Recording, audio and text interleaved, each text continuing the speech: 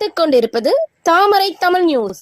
மூன்றாவது குழந்தையும் பெண் குழந்தையாக பிறந்ததால் பிறந்து 9 நாட்களேயான நிலையில் கத்தரிக்கோலால் குழந்தையை குத்தி கொன்ற தந்தை கைது.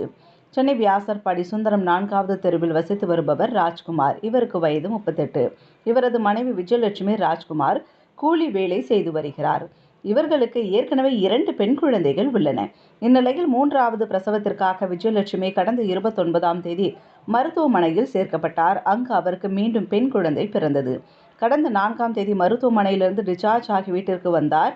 இந்நிலையில் கடந்த 7ஆம் தேதி குழந்தையை ராஜ்குமார் மற்றும் அவரது மனைவி விஜயலட்சுமி இருவரும் எழும்பூர் குழந்தைகள் நல மருத்துவமனைக்கு கொண்டு போய் சேர்த்தனர். வயிற்றில் பலத்த காயத்துடன் குழந்தை அங்கு அனுமதிக்கப்பட்டது. தொடர்ந்து குழந்தைக்கு சிகிச்சை அளித்து வந்த மருத்துவர்கள் குழந்தையின் வயிற்றில் இருந்த காயங்களை பார்த்து சந்தேகமடைந்து கடந்த 8ஆம் தேதி இது குறித்து குழந்தைகள் பாதுகாப்பு மையத்திற்கு தகவல் தெரிவித்தனர்.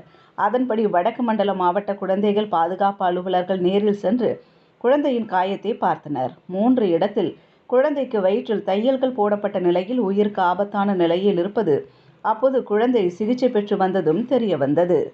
இதனையடுத்து இது குறித்து குழந்தைகள் பாதுகாப்பு மையத்தை சேர்ந்தவர்கள் வியாசர்பாடி காவல் நிலையத்திற்கு தகவல் தெரிவித்தனர். வியாசர்பாடி போலீசார் வழக்கு பதிவு செய்து விசாரணை நடத்தி வந்தனர். இந்நிலையில் கடந்த 10ஆம் தேதி குழந்தை சிகிச்சை பலனின்றி பரிதாபமாக உயிரிழந்தது. மருத்துவர்கள் மற்றும் போலீசாருக்கு குழந்தை இறப்பில் சந்தேகம் இருந்ததால் குழந்தையின் உடலை பிரேத பரிசோதனைக்காக அனுப்பி வைக்கப்பட்டு மாதிரிகள் எடுக்கப்பட்டன. இந்நிலையில் நேற்று பிரேத பரிசோதனை அறிக்கை வந்துள்ளது. அதில் கூர்மையான ஆயுதம் வைத்து குழந்தையை வயிற்றில் குத்தியதற்கான அடையாளங்கள் உள்ளன என்று பிரேத பரிசோதனை அறிக்கை வந்துள்ளது.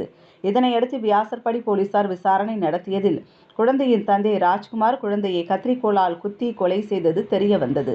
3வது குழந்தையும் பெண் குழந்தையாக பிறந்ததால் அவர் இதனை செய்ததாக போலீசாரிடம் தெரிவித்துள்ளார். இதனையடுத்து ராஜ்குமார் மீது கொலை வழக்கு பதிவு செய்த போலீசார் அவரை நீதிமன்றத்தில் ஆஜர்படுத்தி சிறையில் அடைத்தனர்.